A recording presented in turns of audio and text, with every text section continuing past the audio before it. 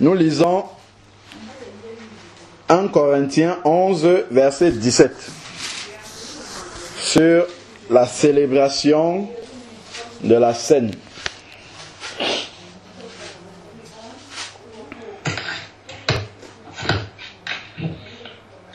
C'est intitulé chez moi « La manière de célébrer le repas du Seigneur ».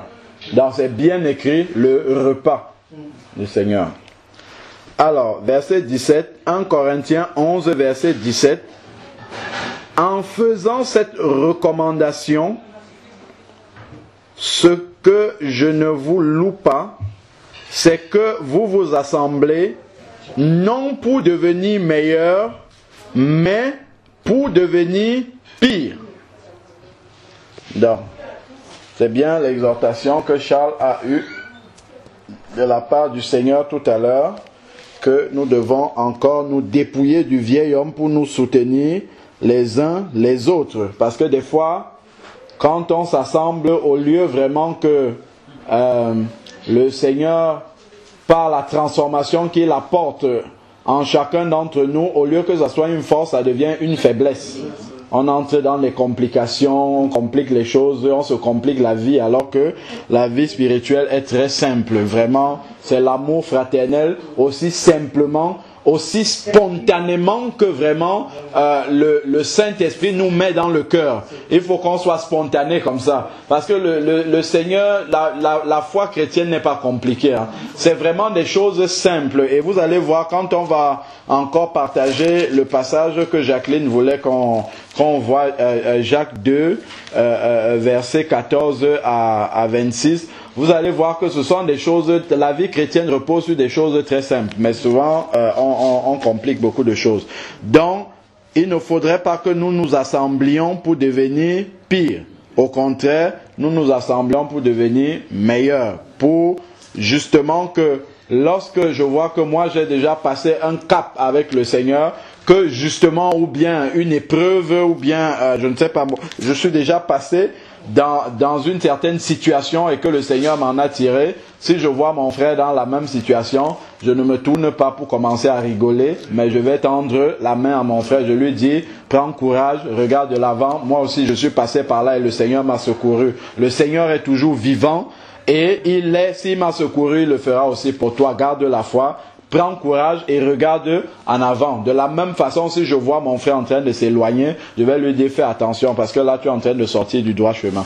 Donc c'est comme ça que on va faire pour se tenir les coudes les uns les autres afin de ne pas être pire. Parce que si le Seigneur nous assemble entre nous, parce qu'il y a le verbe assembler là, c'est vraiment pour que, comme le corps, hein, comme nous dit, je crois c'est un Corinthiens, je sais pas, ou 2 Corinthiens 12, je sais plus trop, qui parle justement du corps, qui compare le corps de Christ au corps humain et qui montre comment les différentes parties du corps humain sont articulées les unes avec les autres et interdépendantes les unes avec les autres. L'un ne peut pas dire « Ah, moi j'ai tout, je me suffis à moi-même, je n'ai pas besoin des autres ». Pas du tout, ça c'est pas vrai. Parce que des fois, le Seigneur peut vouloir répondre à quelque chose qu'on lui a demandé. S'il voit que nous suffisons, nous nous éloignons des bien-aimés, il va mettre la réponse dans la bouche d'un bien-aimé. Et on devra forcément aller le trouver pour avoir la réponse. Et ça va nous faire sortir justement de cet enfermement-là dans lequel on se met tout seul. Donc, assemblez-vous. D'ailleurs, quand on lit Hébreux 10, verset 25, bon, malheureusement, c'est un verset qui est souvent tordu dans beaucoup d'assemblées, parce que ça, c'est pour retenir les gens captifs dans les assemblées. On utilise mal ce verset-là, mais il y a une autre vérité dans ce verset que nous allons lire ensemble. Hébreux 10, verset 25. Hébreux 10, verset 25 dit... N'abandonnons pas notre assemblée. Vous avez vu, ce n'est pas nos assemblées, c'est notre assemblée. Là déjà, il y a une vérité. Comme c'est de coutume pour quelques-uns, mais exhortons-nous mutuellement, et cela d'autant plus que vous voyez le jour s'approcher. Alors, qu'est-ce qu'il dit ici là-dedans? Quand il dit n'abandonnons pas notre assemblée, ça ne veut pas dire que quand tu pars d'une assemblée, tu as abandonné. C'est pas de ça qu'il parle ici. Parce que souvent, on sait qu'il y a des pasteurs qui utilisent ça pour effrayer les gens. Même, on a dit à certaines personnes, si tu pars de l'assemblée, tu vas mourir. Bon, donc ce n'est pas de ça qu'il est question ici. En fait, quand il dit, n'abandonnons pas notre assemblée, la vérité qui est cachée ici, c'est n'abandonnons pas le fait de nous assembler. C'est ça la vérité. Si tu ne te sens pas bien dans un milieu des frères, si tu veux partir, pars. C'est pas là le problème. Mais ne va pas rester chez toi tout seul et tu attends là-bas. Là, tu vas voir comment le malin va venir t'entraîner sur un autre chemin. Ça, il faut vraiment faire très attention par rapport à ça. Maintenant qu'on soit dans un milieu où on n'enseigne pas la vérité, ok, là, il faut partir en courant. Là où on va rester seul, le Seigneur va nous éclairer là-bas. Mais la première chose capitale pour savoir si on doit rester ou non dans une assemblée, oui, c'est le Saint-Esprit qui nous convainc. Et en plus, il faut que la vérité soit enseignée. Si tu n'as pas pu discerner l'erreur qui est enseignée là où tu es, fais attention quand tu es en train de partir. Il faut savoir si c'est le Seigneur qui te demande de partir. Ça c'est quelque chose de très important. Parce que des fois, on se complique. On a déjà trouvé ce qu'il faut, mais on complique encore les choses. On cherche je ne sais pas quoi. Et finalement, on finit par rester tout seul. Et quand on reste tout seul, ben, l'autre il est content. Parce que quand tu es... Qu'est-ce qu'il a dit ici? À la suite de n'abandonnons pas notre assemblée, dans le fait de nous réunir avec d'autres chrétiens qui partagent notre foi, avec qui on peut porter les fardeaux les uns des autres, avec qui on peut parler, soumettre des sujets de prière, ainsi de suite. Quand on ne les a plus, regardez ce qu'il dit ici là. Il dit comme il est de coutume pour quelques-uns. Ensuite il dit mais, c'est-à-dire à contrario, lorsque tu continues à te réunir avec les bien-aimés, là nous pouvons nous exhorter mutuellement parce qu'on en a besoin. Si tu es tout seul chez toi, c'est sûr que les bien-aimés, déjà tu ne seras plus vraiment en contact avec les bien-aimés pour qu'ils puissent prendre de tes nouvelles tous les jours. Tu ne vas plus vivre au milieu d'une assemblée chrétienne pour que les uns et les autres puissent te demander alors ça va par rapport à tel problème, est-ce que ça avance, prie de telle manière, oriente les prières comme ça, je vais te soutenir dans la... Tu n'auras plus ça, tu seras seul avec le Seigneur. Donc si vraiment c'est pas que comment dire, des mauvaises doctrines qui t'ont éloigné, il faut faire attention par rapport à ça. Il faut vraiment prier le Seigneur avant d'abandonner. Il ne faut pas que pour un oui ou pour un non, on soit en train de courir partout. Finalement, en fait, il n'y a que avec Jésus qu'on pourra être heureux. Or, Jésus n'est pas encore physiquement là. Donc, il faut supporter aussi les bien-aimés. Parce que lorsque le Seigneur nous met en contact dans l'église, il ramène, comme Marien le dit souvent, des caractères différents, afin qu'en se frottant les caractères, là, vous voyez les rochers, les pierres, d'ailleurs même, les rochers qui sont au bord de la mer, comment est-ce que le rocher prend une forme? Le rocher prend la forme à la suite, justement, il faut des centaines et des centaines d'années pour qu'un rocher prenne une forme. Et en fait, c'est l'eau de la mer qui tape dessus. À chaque fois que ça tape, ça se passe tout doucement, au fil des siècles, le rocher prend sa forme. De la même manière, justement, quand les caractères différents se frottent dans l'assemblée, ça permet justement que nous prenions la forme que le Seigneur veut. Le Seigneur le permet. Il permet cela. Bon, maintenant, après, on n'est pas en train de dire qu'il faut rester à tout prix, mais il faut avoir le discernement du Seigneur. Si on est dans une assemblée où tout le monde marche par la chair, il faut sortir en courant, ça c'est sûr. Donc, mais si il y a une personne particulièrement qui nous embête, c'est pas un sujet pour partir. Donc, et puis après, il faut s'interroger aussi soi-même, est-ce que c'est pas moi qui suis le problème? Donc, voilà. Donc, par rapport à ça, il faut vraiment avoir le discernement du Seigneur. Donc, lorsque on est tout seul, on ne s'assemble pas, personne ne va nous exhorter et nous n'allons exhorter personne aussi, puisqu'on parle de exhorter mutuellement. Et il dit cela d'autant plus que vous voyez le jour venir. S'approcher, il parle de quoi? Il parle de l'enlèvement, il parle du retour du Seigneur. Donc plus le retour du Seigneur va s'approcher, il faut faire attention de ne pas rester dans l'isolement. C'est le meilleur moyen de s'endormir spirituellement, de rester dans l'isolement.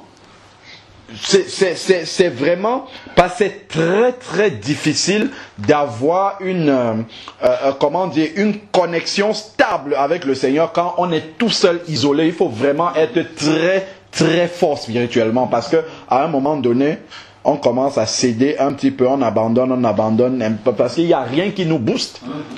Il n'y a rien qui nous booste. Moi, je vois par exemple, quand on était parti de l'assemblée, on est resté, je sais pas, peut-être 4-5 mois à la maison. Je n'avais pas de challenge. Mais le fait de savoir qu'il faut que j'ouvre la Bible pour parler aux autres, c'est une obligation que je dois être connecté au Seigneur tout le temps. Tout le temps. Parce que, voilà. Alors que si j'étais resté chez moi, je dis, bon, ben voilà, je lis la Bible une fois en passant comme ça par semaine. Ça m'aurait suffi peut-être. Mais le fait d'être toujours comme ça avec les autres, de voir que, ah oui, tel frère, telle sœur, avant, je sais pas, elle était un peu hésitante. Maintenant, elle a de l'assurance dans le Seigneur. Ça va me motiver. Je vais dire, mais Seigneur, oui, je veux aussi avancer avec toi. Je vois comment tel bien-aimé progresse avec toi. Je veux aussi. Il y a des locomotives, Seigneur, je veux suivre aussi. Ainsi de suite. Et donc, d'autant plus que on voit le jour s'approcher. Là, il faut vraiment s'assembler les uns avec les autres pour se soutenir mutuellement. Ça c'est vraiment quelque chose d'important. Donc là, en fait, on est dans le repas du Seigneur. On donne juste l'ordre, la manière, et on était en train de décortiquer le fait de s'assembler là. C'est juste ça qu'on était en train de décortiquer et prendre un parallèle. Alors, ensuite, on est au verset 18, 1 Corinthiens 11, verset 18. Et d'abord, j'apprends que lorsque vous vous réunissez en assemblée, donc ils se réunissaient. D'ailleurs, quand on regarde les 4 piliers sur lesquels repose la vie chrétienne, c'est quoi? Acte 2, 42.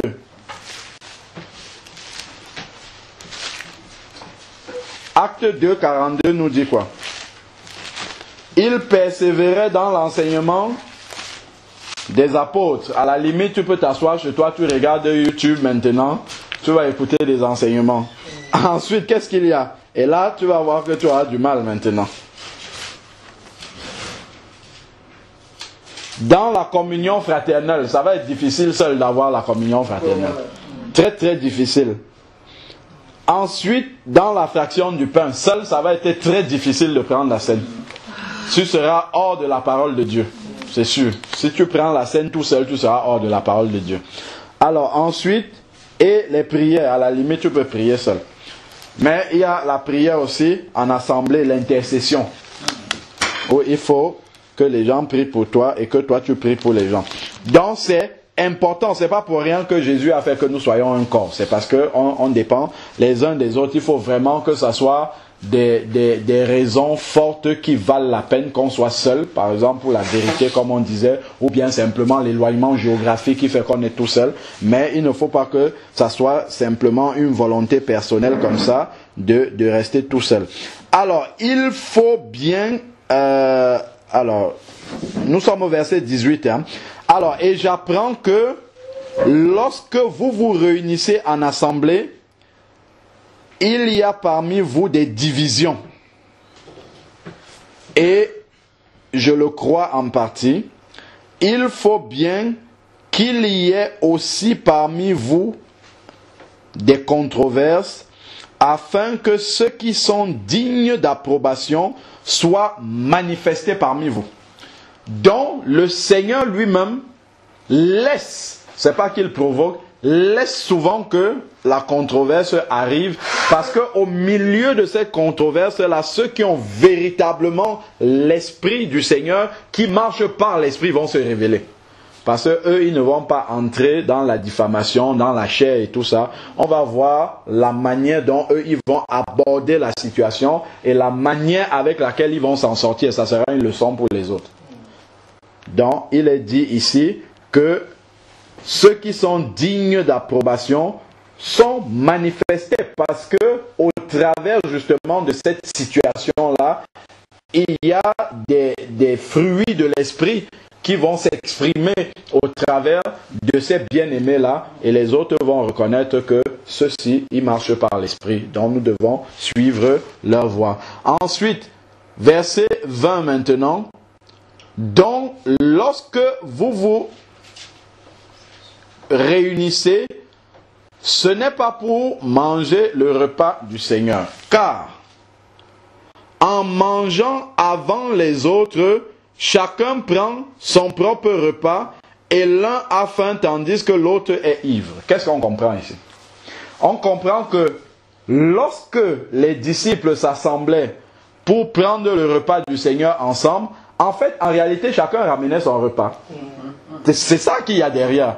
Et bon, seulement ils étaient désordonnés. Ça, c'est dans l'église de Corinthe, il y avait beaucoup de désordre. Donc, quand l'un venait avec son repas avant que les autres ne venaient, il avait fini déjà, il commence à boire, il est ivre. Donc, en fait, c'est vraiment comme ça que le repas du Seigneur se passait. C'est que chacun ramène un petit bout. Il y a une vérité spirituelle derrière. Parce que lorsque nous sommes en communion d'esprit, en communion fraternelle, c'est justement cette unité-là que nous avons entre nous qui déborde maintenant et nous fait être justement en unité spirituelle pour prier et demander quelque chose, et Dieu accomplit la chose. Et dans le repas justement, le fait de manger ce que Charles a amené ou boire ce que Charles a amené, Simone mange ce que moi j'ai amené, ainsi de suite, ça fait cette symbiose-là encore. Ça fait cette unité-là. Quand Jésus était assis sur la table avec ses disciples le jour où il a mangé ce repas-là pour la première fois, c'était dans ce repas-là, il y a cette communion fraternelle-là qui est importante. Vous voyez pourquoi le repas, quand on dit le repas du Seigneur, quand nous regardons dans nos assemblées, on donne un petit verre à quelqu'un, qu'il donne à l'autre qu'il a rencontré dimanche seulement, il ne peut pas avoir des liens, c'est pas possible. Mais quand nous mangeons ensemble comme ça autour d'un repas, il y a des liens qui se créent. C'est pas pour rien que le Seigneur a demandé dans sa parole que l'église se passe à l'intérieur d'une maison. Voilà des vérités spirituelles qu'on ne peut pas mettre en application. On va organiser une agapé, oui, une fois par mois, oui, bon, les gens viennent, ils m'invitent, faire rentrer. C'est pas ça. Le repas c'est autre chose. C'est autre chose. Quand nous sommes en train de manger, ensuite on prend du pain pendant ce repas et on rend grâce au Seigneur. Mais il y a des liens forts qui sont là, même des attitudes de cœur. Peut-être j'en voulais à ma soeur, ça tombe à ce moment-là, c'est brisé. Parce que la puissance de l'amour de Dieu est manifestée à ce moment-là. Et ça, ce sont des choses à côté pas des choses, mais des richesses à côté desquelles on passe par désobéissance à la parole de Dieu, parce que on ne fait pas les choses comme le Seigneur l'a ordonné que nous puissions le faire. Donc chacun ramenait son repas ici pour partager ce repas-là avec les autres. Bon. Et ici à Corinthe, il y avait le désordre parce que certains ramenaient leur repas, eux-mêmes ils mangeaient avant que les autres n'arrivent. Verset 22. N'avez-vous pas des maisons pour y manger et boire, ou méprisez-vous l'église de Dieu et couvrez-vous de confusion ceux qui n'ont rien? Vous voyez? Ça confirme encore comment le repas du Seigneur se passe. Vous couvrez de confusion ceux qui n'ont rien. Ça veut dire quoi? En fait, quand ils venaient, chacun ramenait un repas, on mettait tout ensemble et on partageait ce repas-là. Et c'était pendant ce repas-là qu'il y avait justement le pain et le vin et la scène à ce moment-là. Maintenant, ceux qui venaient avec leur repas et qui mangeaient, celui qui n'en a pas, ça se verra qu'il n'en a pas. C'est là maintenant qu'on comprend vraiment ce qu'il y avait derrière. Et même il y a un autre enseignement que le Seigneur me révèle là, c'est que si on vient et qu'on voit celui qui n'a rien, on va comprendre qu'il faut aider celui-là aussi. Dans l'assemblée, on ne voit pas ça. Ça, on ne peut pas, je parle des grandes églises, bâtiments où on allait, tu ne peux pas discerner ça comme ça. C'est pas possible. Donc, voilà encore des vérités que le Seigneur nous révèle au travers justement de ces versets-là. Alors, ensuite, que dirais-je? Vous louerai-je En cela, je ne vous loue point. Donc, en fait, c'est un reproche que Paul était en train de leur faire. Bon, au travers de tout ce que Paul a dit là, il y a des vérités qu'on a compris quand même. Alors, verset 23. Car moi, j'ai reçu du Seigneur ce que je vous ai transmis. Voilà dans l'ordre dans lequel la scène se déroule, le repas du Seigneur. Le Seigneur Jésus, dans la nuit où il fut livré, prit du pain et après avoir rendu grâce, regardons dans quel ordre ça se trouve, il prend le pain et il rend grâce à Dieu. Donc, il y a quelque chose qui va se passer dans le pain lorsqu'il rend grâce à Dieu. Il y a quelque chose qui va se passer, il y a une réalité spirituelle derrière cet acte-là. C'est vrai, ça reste du pain, mais il y a une réalité spirituelle qui va se passer lorsque Jésus rend grâce par rapport au pain qu'il a entre les mains. Donc, après avoir rendu grâce, il rend d'abord grâce et ensuite il va rompre le pain. Il ne faut pas inverser l'ordre. Il prend le pain, il rend grâce et ensuite il va le rompre et il va le distribuer. Vous voyez dans quel ordre? Il prend du pain, il rend grâce. Maintenant qu'il a rendu grâce, ce pain-là étant devenu le pain de vie, la parole de Dieu, on peut couper et distribuer à chacun cette parole de guérison, cette parole de vie, cette parole qui fait tout. C'est ça qu'il est en train de distribuer maintenant, parce que ayant rendu grâce sur le pain, ce pain-là est devenu cette parole de vie-là. Et là maintenant, il peut la distribuer aux disciples et ça accomplit. Je sais, c'est pas pour rien que souvent quand on partage le pain, tout ça, on dit après les gens peuvent recevoir des guérisons physiques, ainsi de suite. Parce que c'est la vie du Seigneur qu'on reçoit au travers de cela, mais parce que justement nous avons fait les choses telles que le Seigneur nous révèle dans sa parole. Ensuite, le rompit et dit, ceci est mon corps qui est pour vous, faites ceci en mémoire de moi. Donc, d'abord le pain, pris, rendre grâce et ensuite rompre et distribuer. Donc, quand on vient avec le pain déjà rompu à table, là on n'est pas dans la parole de Dieu, on est à côté. Parce qu'il y a un ordre dans lequel il faut le faire. Il faut rendre grâce avant.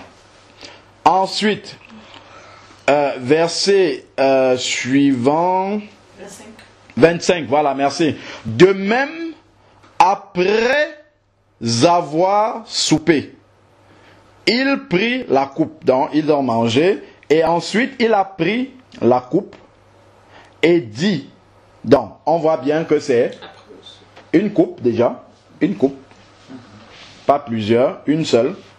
Et d'ailleurs la suite du verset explique pourquoi c'est une seule coupe.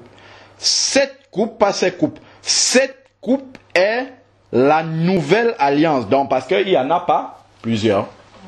Il y a une seule alliance qui est valable à la fois. Quand la nouvelle est venue, l'ancienne s'est arrêtée. Il n'y a pas deux alliances. Donc, si on prend plusieurs petits verres, forcément, c'est plusieurs alliances que nous sommes en train de lier avec on ne sait qui.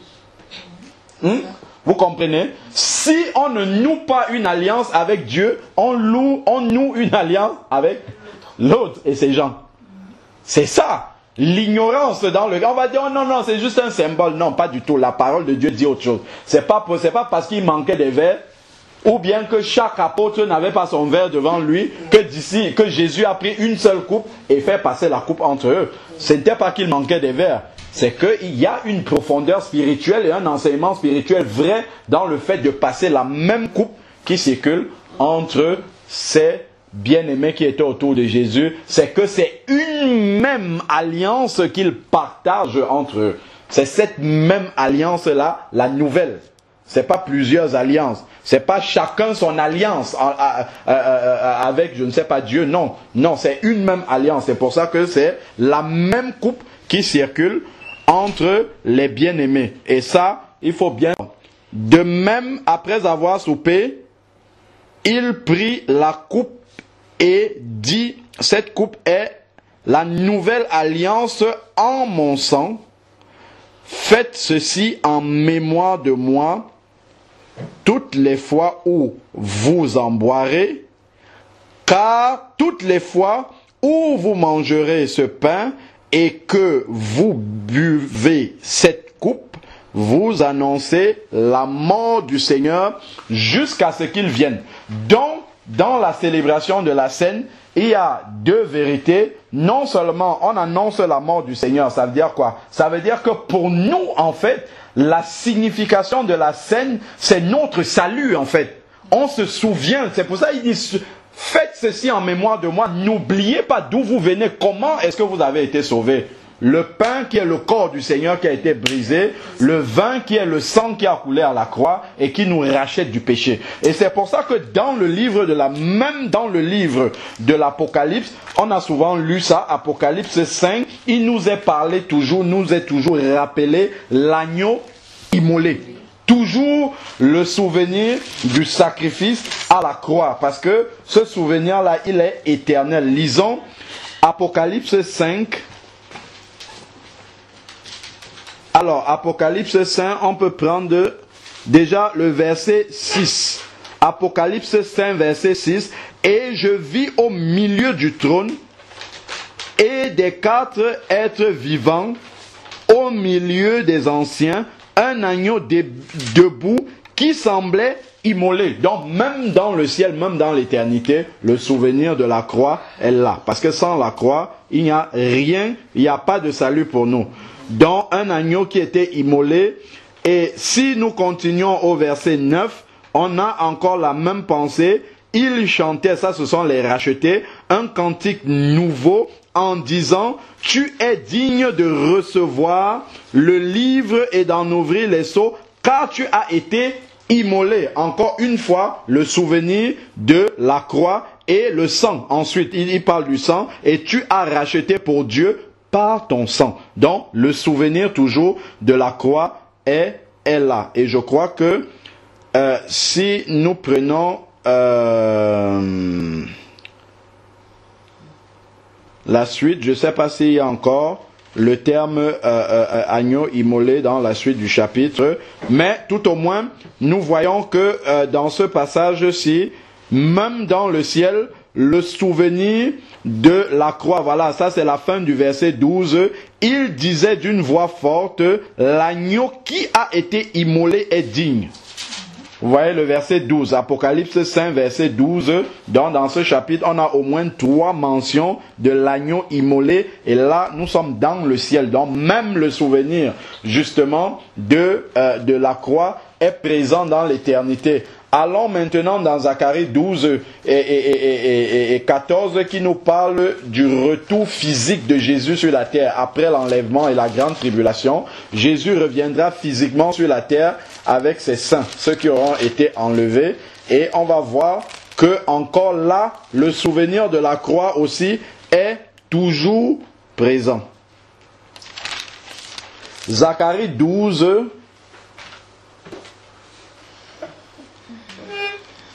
Zacharie 12, verset 8.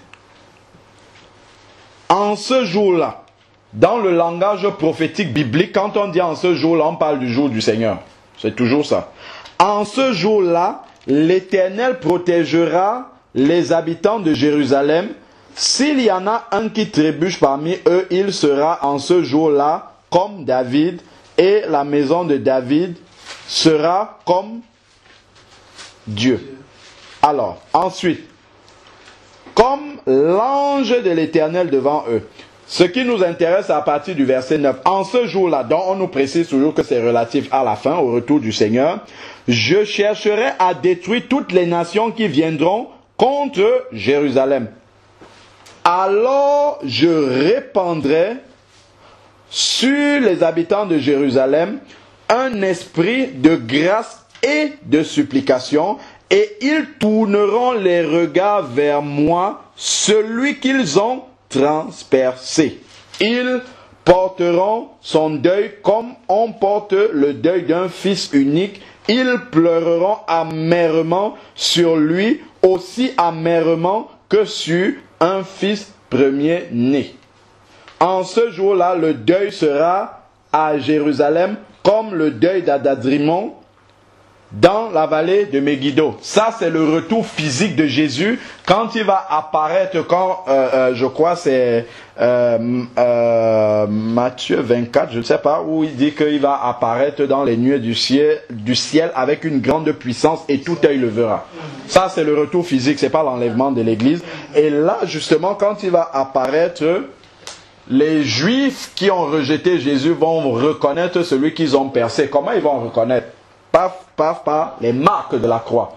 Donc même après l'enlèvement là et jusque dans l'éternité, les marques de la croix seront là. Et pour bien compléter le passage, on peut lire Zacharie 14 là pour bien comprendre encore en détail ce qui va se passer. Verset 3, l'Éternel sortira et combattra ces nations comme au jour où il combat au jour de la bataille. Ses pieds se poseront en ce jour-là sur le mont des Oliviers, qui est vis-à-vis de Jérusalem. De l'Orient, du côté de l'Orient, le mont des Oliviers se fendra par le milieu, vers l'est et vers l'ouest, et en une grande vallée.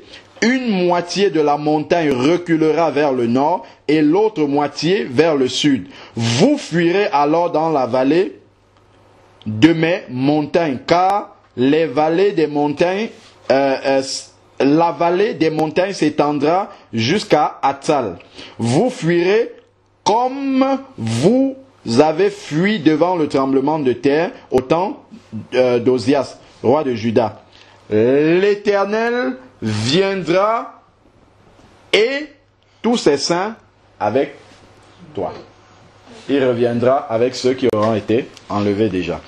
Donc, son pied se posera sur le mont des Oliviers. Donc, c'est juste pour mentionner que même après l'enlèvement, les marques de la croix seront là. Donc, c'est pas pour rien que le Seigneur nous demande de célébrer. Parce qu'il y a maintenant aussi cette fausse doctrine qui dit que oui, la Sainte Seine, ce n'est plus important. C'est pas vraiment. Le Seigneur veut qu'on garde ça jusqu'à la fin. Parce que pour nous sur la terre ici, c'est ça qui nous rappelle justement la croix de Golgotha. À chaque fois que vous faites ceci, dans 1 Corinthiens 11 là-bas, à chaque fois que vous faites ceci, vous annoncez la mort du Seigneur dans la croix de Golgotha. Jusqu'à ce qu'il revienne, c'est-à-dire en même temps, nous rappelons du sacrifice de la croix, en même temps, ça nous rappelle que le Seigneur revient et qu'il faut se préparer. Donc voilà pourquoi le malin va toujours vouloir attaquer tout ce que le Seigneur nous laisse comme ça. On va trouver que non, c'est un plus important, il faut passer à autre chose. Même le baptême, il y a des gens qui disent le baptême c'est un plus important, ainsi de suite. Partout là où il y a des vérités spirituelles. Parce que c'est tout simple comme ça. Quand on regarde charnellement, oui, manger, prendre du vin, dire au nom de Jésus, ça a l'air de rien du tout. Mais comme le malin sait qu'il y a une puissance spirituelle derrière, il veut nous faire croire que ça ne veut rien dire. C'est comme sur un enseignement que j'avais posé sur Internet sur le fait que la femme doit mettre le voile. Et il y a quelqu'un qui répond, une sœur peut-être, elle dit que ce n'est qu'un morceau d'étoffe qu'on pose sur la tête. Oui, tout ce qui n'est que simple comme ça, il y a des vérités spirituelles derrière que justement l'autre veut nous faire croire que tel qu'on voit les choses comme ça, spirituellement, il n'y a rien derrière. Et d'ailleurs, c'est le même mensonge qu'il utilise pour tromper les gens de ce monde. En général, les athées, comme le frère disait tout à l'heure, quand on suivait le message sur l'évangélisation, les athées ignorent qu'il y a un monde spirituel qui existe. C'est là-dessus que le malin obscurcit leur intelligence. Il se dit, les choses sont comme vous voyez. Si tu ne vois pas quelque chose, ça veut dire que la chose n'existe pas. Et donc, il en profite justement pour régner dans leur vie spirituellement. Et les gens se disent, oui, mais si j'aime faire telle chose, il ne sait pas que ça déshonore le Seigneur, mais nous on le sait, qui déshonore le Seigneur, il a l'impression qu'il est maître, qu'il fait ça parce qu'il aime la chose. Alors que en fait, c'est parce qu'il est entraîné conduit par le malin. Mais comme le malin lui fait croire qu'il n'existe pas, puisqu'on ne le voit pas. Donc il se dit, c'est bon, tout est bon. Donc voilà un peu, c'était juste pour remettre les choses dans l'ordre.